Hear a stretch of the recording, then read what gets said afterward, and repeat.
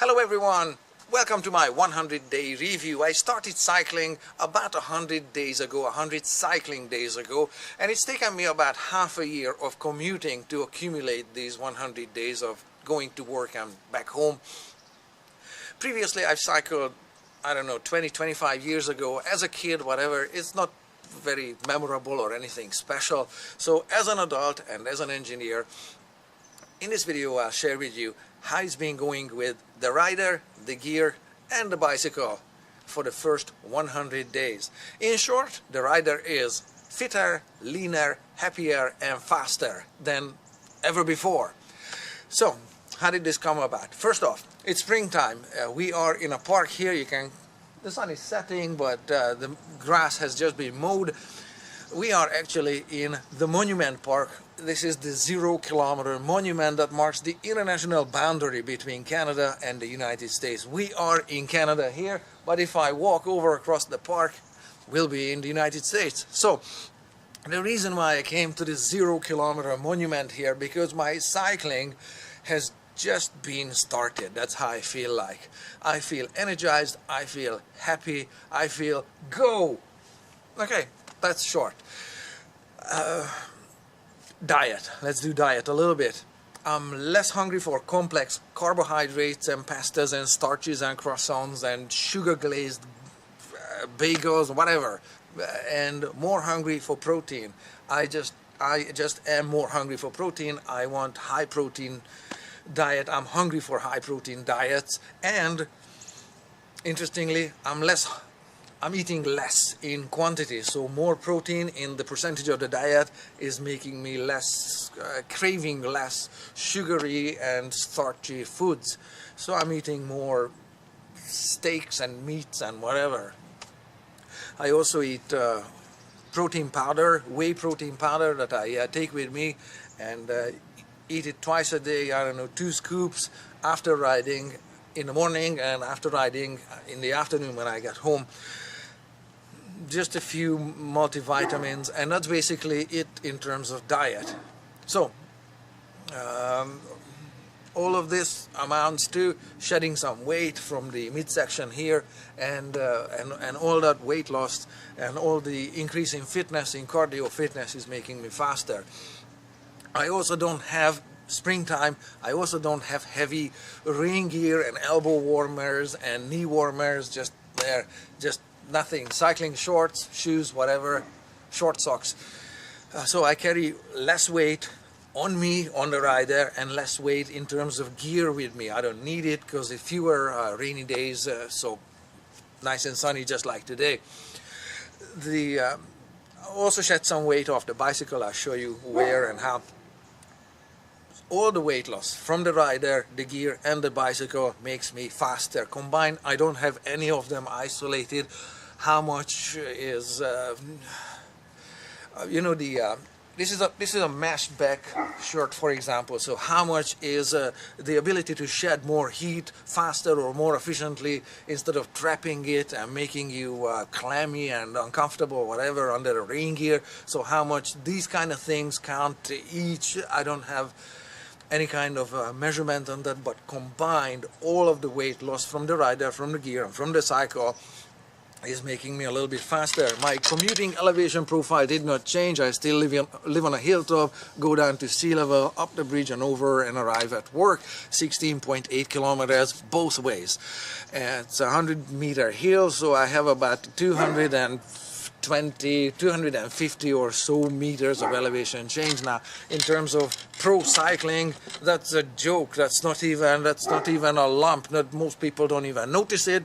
And after the 100 days of riding, I still notice it. It's still a big hill for me.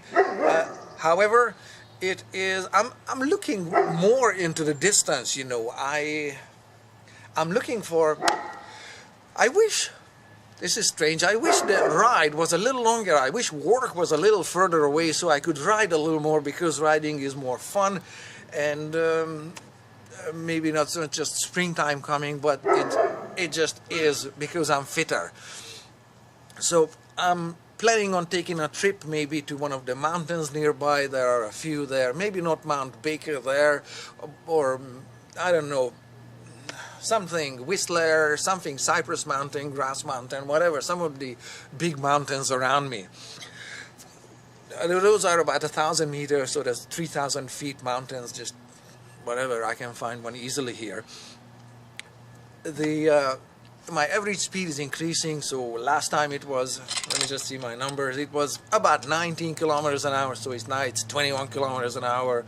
It's not a huge improvement, and if you are a pro cyclist, the average speed of 21 kilometers an hour is probably a laughing matter. Don't worry about it. I'm an amateur cyclist and just started 100 days ago, and I'm happy about the improvements. So I'm not going for a land speed record or anything, I'm just saying it's going faster, and getting to work is instead of 21.5 minutes now, it's about 18.5 minutes on average. I cycled in 100 days 2,000 kilometers in total, so about 20 kilometers a day, because this is Sunday, so I cycle on a Sunday. It's not just, I cycle on additional days as well, and I'm trying my cycling legs, see how far I can actually go. Maybe I can venture out, you know, beyond this, maybe not minimal, but beyond the commuting distance of 8.5 kilometers one way and whatever, to add up to this 16.5 kilometer total. So that basically sums up the rider and the gear.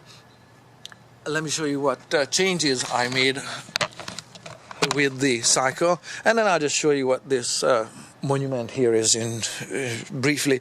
My this disintegrated, so I had to the bar tape I put on this green one. Why it is green? When there's nothing else is green on the bicycle, because this was on sale. So there you have it. It's good enough for the winter and commuting and whatever. It's a high-vis practicality type thing. I have this video, that's not video, that's VDO M4.1 model, a cycle computer on it with an altimeter function to it there at the moment, whatever is so many meters or whatever is the elevation approximately, I don't know. I'm experimenting with it, full review coming up later. I mounted a different tire. Now I have Continental Gator Skin mounted instead of the what was there before, the Continental Ride Tour. So this is basically a bald tire with no sipes on it, no grooves for displacing water. It's working fine.